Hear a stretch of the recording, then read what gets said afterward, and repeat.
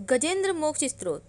श्री सुखदेव जी ने कहा, बुद्धि के द्वारा पिछले अध्याय में वर्णित रीति से निश्चय करके तथा मन को हृदय देश में स्थिर करके वह गजराज अपने पूर्व जन्म में सीख कर कंठस्थ किए हुए सर्वश्रेष्ठ एवं बार बार दोहराने योग्य निम्नलिखित स्त्रोत का मन ही मन पाठ करने लगा, जिनके प्रवेश करने पर, जिनकी चेतना को पाकर ये जड़ शरीर और मन आदि भी चेतन बन जाते हैं, चेतन की भांति व्यवहार करने लगते हैं। ओम शब्द के द्वारा लक्षित तथा संपूर्ण शरीर में प्रकृति एवं पुरुष रूप में प्रविष्ट हुए उन सर्व समर्थ परमेश्वर को हर हम मन ही मन प्रणाम करते हैं, जिनके सहारे यह विश्व टिका है, जिनसे यह निकला है, जिन्होंने इनकी रचना की है, जो स्वयं ही इसके रूप में प्रकट हैं, फिर भी जो इस दृश्य जगत से एवं इनकी कारणभूता प्रकृति से सर्वथा परे एवं श्रेष्ठ है, उन अपने आप बिना किसी कारण के बने हुए भगवान की मैं शरण लेता हूँ। अपने संकल्प शक्ति के द्वारा अपने ही स्वरूप में रचे हुए और इसीलिए सृष्टि काल में प्रकट और प्रलय काल में उसी प्रकार अप्रकट रहने वाले इस शास्त्र प्रसिद्ध कार्य कारण रूप जगत को जो अकुंठित दृष्टि होने के कारण साक्षी रूप में देखते रहते हैं, उनसे लिप्त नहीं होते, वे चक्षु आदि प्रकाशकों के भी परम प्रकाशक प्रभु मेरी रक्षा करें। समय के प्रवाह से संपूर्ण लोकों के एवं ब्रह्मादि लोकपालों के पंचभूत में प्रवेश कर जाने पर तथा पंचभूतों से लेकर महत्व पर्यंत संपूर्ण कारणों के उनकी परम करुणारूप प्रकृति में लीन हो जाने पर उस समय दुर्योग्य तथा अपार अंधकार रूप प्रकृति ही बच रही थी। उस अंधकार के परे अपने परम धाम में जो सर्वव्यापक भगवान सबोर प्रकाशित रहते हैं, वे प्रभु मेरी रक्षा करें। भिन्न भिन्न रूपों में नाट्य करने वाले अभिनेता के वास्तविक स्वरूप को जिस प्रकार साधारण दर्शक नहीं जान पाते, उसी प्रकार सत्व प्रधान देवता एवं ऋषि भी जिनके स्वरूप को नहीं जान पाते, फिर दूसरा जीव तो कौन जान और वर्णन कर सकता है। वे दुर्गम चरित्र वाले प्रभु मेरी रक्षा करें। आसक्ति से सर्वदा छूटे हुए, संपूर्ण प्राणियों में आत्मबुद्धि रखने वाले, सबके अकारण हितु एवं अतिशय साधु स्वभाव मुनिगण जिनके परम मंगलमय स्वरूप का साक्षात्कार करने की इच्छा से वन में रहकर अखंड ब्रह्मचर्य आदि अलौकिक व्रतों का पालन करते हैं, वे प्रभु मेरी रक्षा करें। जिनका हमारी तरह कर्मवश ना तो जन्म होता है और ना ही जिनके द्वारा अहंकार प्रेरित कर्म ही होते हैं, जिनके निर्गुण स्वरूप का ना तो कोई नाम है ना ही रूप, फिर भी समयानुसार जगत की सृष्टि एवं प्रलय संहार के लिए स्वेच्छा से जन्म आदि को स्वीकार करते हैं, उन उन्मत्त शक्ति संपन्न एवं ब्रह्म परमेश्वर को नमस्कार है। उन प्राकृत आकार रहित एवं अनेकों आकार वाले अद्भुत कर्मा भगवान को बारंबार नमस्कार है। स्वयं प्रकाश एवं सबके साक्षी परमात्मा को नमस्कार है। उन प्रभु को जो नम वाणी एवं चित्त वृत्तियों से भी सर्वथा परे हैं, बार बार नमस्कार है। विवेकी पुरुष के द्वारा सत्वगुण विशिष्ट निवृत्ति धर्म के आचरण से प्राप्त होने योग्य मोक्ष सुख की अनुभूति रूप प्रभु को नमस्कार है। सत्वगुण को स्वीकार करके, शांत रजोगुण को स्वीकार करके, घोर एवं तमोगुण को स्वीकार करके गूढ़ से प्रतीत होने वाले भेद रहित अतएव सदा समभाव में स्थित ज्ञान धन प्रभु को नमस्कार है। शरीर इंद्रिय आदि के समुदाय रूप संपूर्ण पिंडों के ज्ञाता, सबके स्वामी एवं साक्षी रूप आपको नमस्कार है। सबके अंतर्यामी, प्रकृति के भी परम कारण किंतु स्वयं कारण रहित प्रभु को नमस्कार है। संपूर्ण इंद्रियों एवं उनके विषयों के ज्ञाता, समस्त प्रतीतियों के कारण रूप संपूर्ण जड़ प्रपंच एवं सबकी मूलभूता अविद्या के द्वारा सूचित होने वाले संपूर्ण विषयों में अविद्या रूप से भासने वाले आपको नमस्कार है। सबके कारण किंतु स्वयं कारण रहित तथा कारण होने पर भी परिणाम रहित होने के कारण अन्य कारणों से विलक्षण कारण आपको बारंबार नमस्कार है। संपूर्ण वेदों एवं शास्त्रों के परम तात्पर्य मोक्ष रूप एवं श्रेष्ठ पुरुषों की परम गति भगवान को नमस्कार है, जो त्रिगुण स्वरूप काष्ठों में छिपे हुए ज्ञान रूप अग्नि हैं। उन गुणों में हलचल होने पर जिनके मन में सृष्टि रचने की ब्रह्मवृत्ति जागृत हो उठती है तथा आत्म तत्व की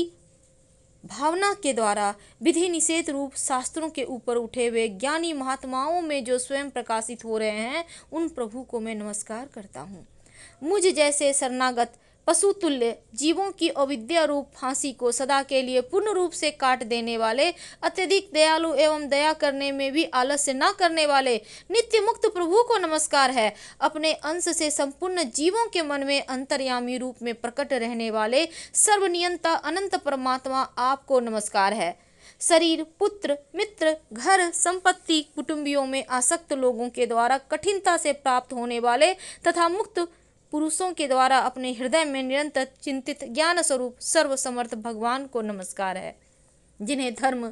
अभिलाषित भोग, धन, मोक्ष की कामना से भजने वाले लोग अपनी मनचाही गति पा लेते हैं, अपितु जो उन्हें अन्य प्रकार के अयाचित भोग एवं अविनाशी शाश्वत शरीर भी देते हैं, वे अतिशय दयालु प्रभु मुझे इस विपत्ति से सदा के लिए उबार लें। जिनके अनन्य भक्त जो वस्तुतः एकमात्र उन भगवान के ही शरण हैं, धर्म, अर्थ आदि किसी भी पदार्थ को नहीं चाहते, अपितु उन्हीं के परम मंगलमय एवं अत्यंत विलक्षण चरित्र का गान करते हुए आनंद के समुद्र में गोते लगाते रहते हैं, उन अविनाशी, सर्वव्यापक, सर्वश्रेष्ठ, ब्रह्मादि के भी नियामक और भक्तों के लिए प्रकट होने पर भी भक्ति योग द्वारा प्राप्त करने योग्य, अत्यंत निकट होने पर भी माया के आवरण के कारण अत्यंत दूर प्रतीत होने वाले, इंद्रियों के द्वारा अगम्य तथा अत्यंत दुर्वेग्य, अनंत रहित किंतु सबके आदि कारण एवं सब ओर से परिपूर्ण उन भगवान की मैं स्तुति करता हूँ। ब्रह्मादि समस्त देवता, चारों वेद एवं संपूर्ण चराचर जीव नाम आकृति भेद से जिनके अत्यंत क्षुद्र अंश के द्वारा रचे गए हैं, जिस प्रकार प्रज्वलित अग्नि से लपटें और सूर्य की किरणें बार बार निकलती हैं और पुनः अपने कारण में लीन हो जाती हैं, उसी प्रकार बुद्धि, मन, इंद्रियां और नाना योनियों के शरीर, यह गुणमय प्रपंच जिन स्वयं प्रकाश परमात्मा से प्रकट होता है और पुनः उन्हीं में नील हो जाता है, वे भगवान ना तो देवता है, ना असुर है, न मनुष्य है, न तिर्यक है,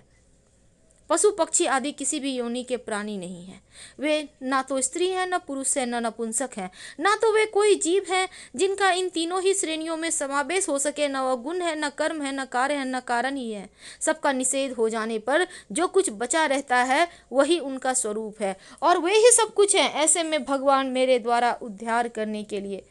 आविर्भूत हों। मैं इस ग्रह के चंगुल से छूटकर जीवित नहीं रहना चाहता, क्योंकि भीतर और बाहर सब ओर से अज्ञान से ढके हुए इस हाथी के शरीर से मुझे क्या लेना। मैं तो आत्मा के प्रकाश को ढक देने वाले उस अज्ञान की निवृत्ति चाहता हूँ, जिसका काल क्रम से अपने आप नाश नहीं होता, अपितु भगवान चाहता हूँ जिसका काल क्रम आप की दया से और ज्ञान के उदय से होता है। इस प्रकार मोक्ष का अभिलाषा से मैं विश्व के रचयिता, स्वयं विश्व के रूप में प्रकट और विश्व से सर्वथा परे, विश्व को खिलौना बनाकर खेलने वाले, विश्व में आत्म रूप से व्याप्त अजन्मा, सर्वव्यापक एवं प्राप्त वस्तुओं में सर्वश्रेष्ठ की भावना को केवल प्रणाम ही करता हूँ और उनकी शरण में हूँ, जिन्होंने भगवत भक्ति रूप योग के द्वारा कर्मों को जला डाला है। वे योगी लोग उसी योग के द्वारा शुद्ध किए हुए अपने हृदय में जिन्हें प्रकट हुआ देखता हूँ, उन योगेश्वर भगवान को मैं नमस्कार करता हूँ, जिनकी त्रिगुणात्मक शक्तियों का राग रूप वेग अक्षय है, जो संपूर्ण इंद्रियों के विषय रूप में प्रतीत हो रहे हैं, तथापि जिनकी इंद्रियां विषयों में ही रची गई रहती हैं। ऐसे लोगों को जिनका मार्ग भी मिलता असंभव है, शरणागत रक्षक एवं अपार शक्तिशाली आपको बार बार नमस्कार है, जिनकी अविद्या नाम शक्ति के कार्य रूप अहंकार से ढके हुए अपने स्वरूप को जब जीव जान नहीं पाता, उन अपार महिमा वाले भगवान की मैं शरण में आया हूँ, जिसने पूर्वोक्त प्रकार से भगवान के भेद रहित निराकार स्वरूप का वर्णन किया था। उस गजराज के समीप जब ब्रह्मा आदि कोई भी देवता नहीं आए, जो भिन्न भिन्न प्रकार के विशिष्ट विग्रहों को ही अपना स्वरूप मानते हैं, तब साक्षात श्री हरि सबके सामने, जो आत्मा के होने के कारण सर्ववेद स्वरूप हैं, वहां प्रकट हो गए। उन्होंने गजराज के उस प्रकार दुख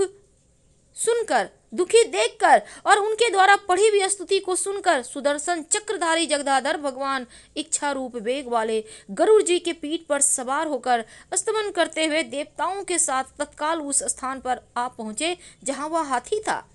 सरोवर के भीतर महाबली ग्रह के द्वारा पकड़े जाकर दुखी हुए उस हाथी ने आकाश में गरुड़ की पीठ पर सवार चक्र उठाए भगवान श्री हरि को देखकर अपनी सूंड को, जिसमें उसने पूजा के लिए कमल का पुष्प रखा था, ऊपर उठाया और बड़ी ही कठिनाई से सर्व पूज्य भगवान नारायण, नारायण आपको प्रणाम है, यह वाक्य कहा।